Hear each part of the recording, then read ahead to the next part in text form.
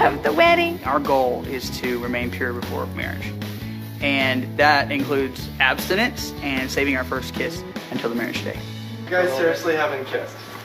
For real? Seriously. Seriously, for real, we have not kissed at all.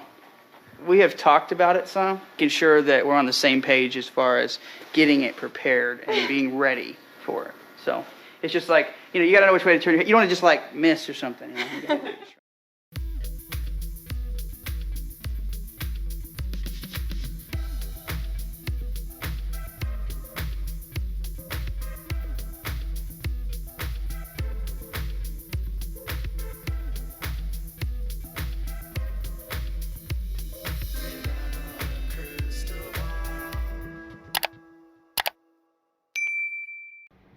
Hey everyone, it's Katie from Without a Crystal Ball. Welcome back to my channel. It's Monday, June 19th. Guess who did not have a good Father's Day? Josh Duggar, because he was in Seagoville and he literally does not get visitors until like September. So Josh had no visitors and he got no love online. Shocking, right? So Josh Duggar didn't have a good Father's Day. And you know who else didn't have the best Father's Day? Jim Bob Duggar. But that didn't stop one of his sons from posting the obligatory, "My dad is the best dad, we are not brainwashed, and everyone else has him wrong" post on Instagram. And he got a lot of negative comments on it. And shockingly, Jill and Derek liked the post, which I was like, what? And it was the only post of the whole family posted for Jim Bob. So even though Jim Bob can literally control his kids and force them to work for him, make money for him, all the things, he could only get one of them to post Happy Father's Day to him this year. Things are changing, allegedly. But the boys continue to show what side of the block they're on. And I was doing some... Jessa, who normally posts on Father's Day, posted nothing, as well as Ginger. So it was kind of a messy day on the gram, and I have few other things that we need to talk about. So let's dive into it's Father's Day, or it was Father's Day, and Jim Bob literally got one of his sons to take his side, and the sides are literally starting to divide. Let's dive into the topic. Before we do, can you please do me a big favor and give this video a thumbs up? Also, please subscribe to my channel. If you are not yet subscribed, make sure to click on the bell so you can get notified just before I go live or new content loads. If you have a comment, make sure to say it in the comments below and share this video with your friend. I'd like to take you guys on a journey of things. And it's called the social media journey of Jim Bob. So last year on Father's Day, it was Jessa Duggar, Jessa Seawald, that left this message for her father on Instagram. "Dear Dad, I love you so much and I'm so grateful to God for you. When I think of the things I'm most grateful for, these 5 things top the list. 1, reading and explaining the Word. Over the years, you read the Bible to us from cover to cover, pausing to explain and bring big ideas down to our level. Applying the Word. Throughout my growing up years, you were faithful to grab on to hundreds of teaching opportunities, tying everyday situations back to God and the Bible. 3, family prayer. Often you would lead us in times of family prayer where you would take turns praying for family, friends, missionaries, needs, life decisions, and more. As a family, we brought our petitions to the Lord and witnessed countless answered prayers. 4, quality time. You've always said your family was your hobby, and I can attest to the truth of that statement. Your evenings and weekends were nearly always devoted to us, and whether we were working together on a community service project or pitching a tent in the backyard to camp out, it was loads of fun having Dad present and involved. 5, connecting with our hearts. You and Mom prioritized reaching our hearts through intentional one-on-one time. Whether running errands or doing a project together, you'd make it a point to ask thoughtful questions, cheer us on, ask our advice, opinions, and pray with us individually. I am so thankful for these things and countless more. Thank you for pointing us to Christ in good times and in hard times. Thank you for seeking to humble yourself before God, before us, apologizing when you've messed up. Thank you for extending grace when we messed up. I'm thankful for the godly legacy you're passing on to the next generation. Keep fighting the good fight and pressing on toward the goal and the prize of the upward call of God in Jesus Christ. Love, Jessa. Okay, that was last year. Nothing this year by Jessa, by the way. That's quite the loaded statements, quite the loaded comments, quite the load of crap. This year, Jim Bob had his son, James, post to him. James Duggar on his Instagram has never mentioned his dad. I just want to tell you that, okay? And on Father's Day, James Duggar wrote this: Happy Father's Day to the man who has always been my biggest supporter. Pops, thank you for your endless sacrifices, your belief in me, you always pointing me to Christ, and the countless memories we've made together. I'm grateful to call you my dad, and I'm proud to be your child. Regardless of what anyone may say, you're the best dad in the world. Today and every day, I celebrate you and the incredible father you are. Love you a ton. Father's Day, best dad ever. Regardless of what anyone may say, you're the best dad in the world.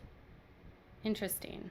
I felt like this was a little bit of shade at Jill, because regardless of what anyone would say, recently on a post on, a video on a series called Shiny Happy People, Jill and Derek talked a little bit about the reasons why Jim Bob wasn't the greatest dad in the world, including not paying the kids and forging contracts and forcing them to defend Josh Duggar on national television in an interview with Megyn Kelly, and forcing them to work without pay, and so many things. Lying about Josh, covering up for things, lying to the public about the investigation, lying about who did it, telling people it was a shady ex-con, lying on the witness stand.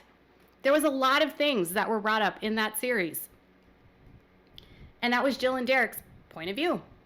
Not to mention Ginger and Jeremy in their book, in her book. I say in their book because really I think it was Jeremy's book. But in Ginger's book, Becoming Free Indeed, she spoke about Jim Bob's obsessive need for control.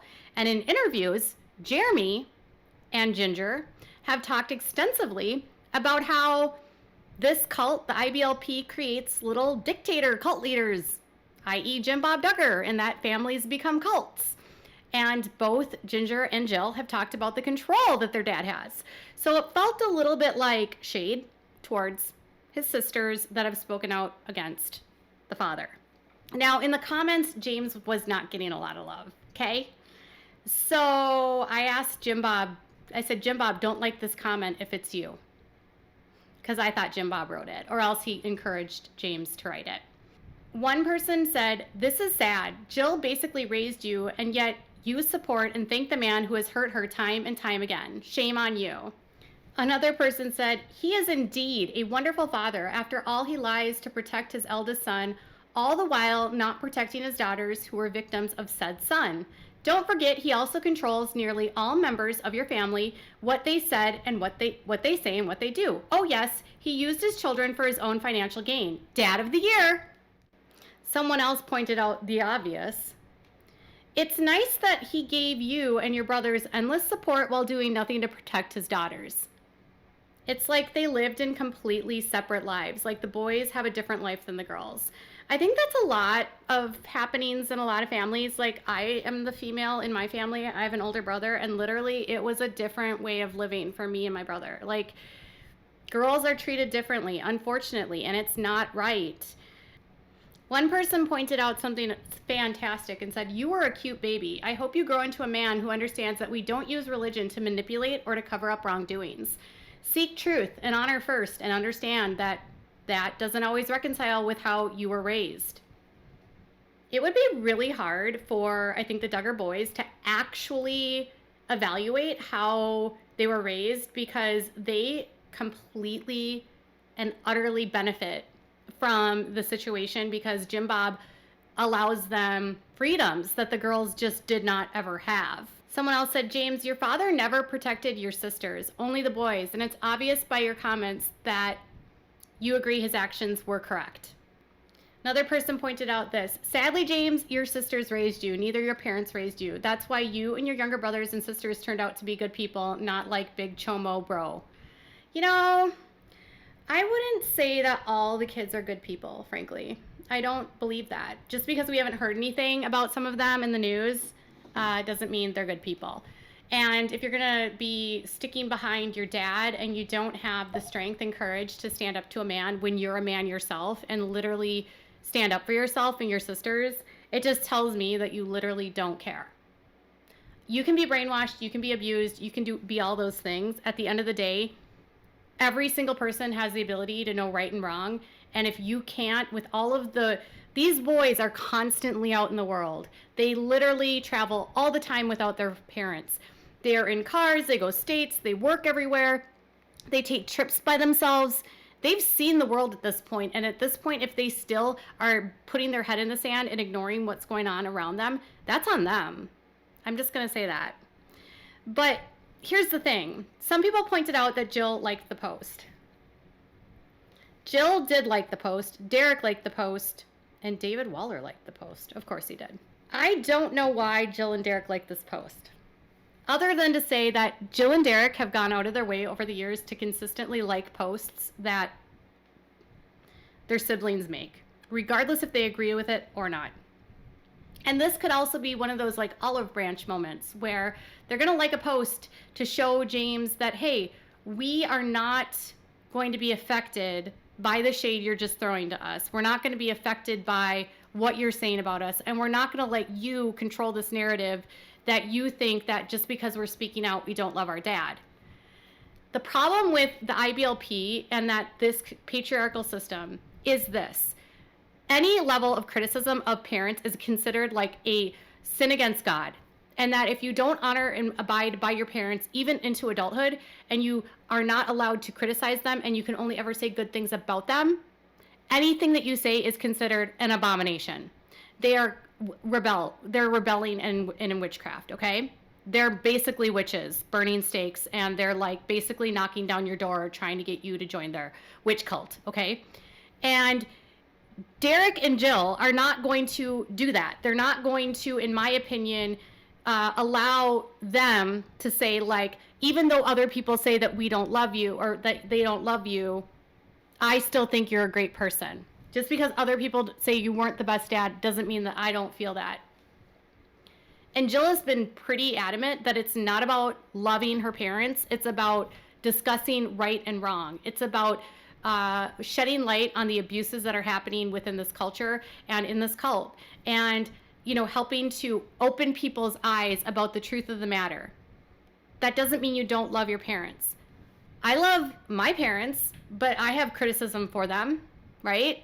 If you cannot criticize your parents, if you cannot confront your parents, and if any kind of confrontation with your parents leads to you are wrong, it's your fault, I can't believe you would say that about me, honor me, obey, obey, obey. Life is not dictatorships.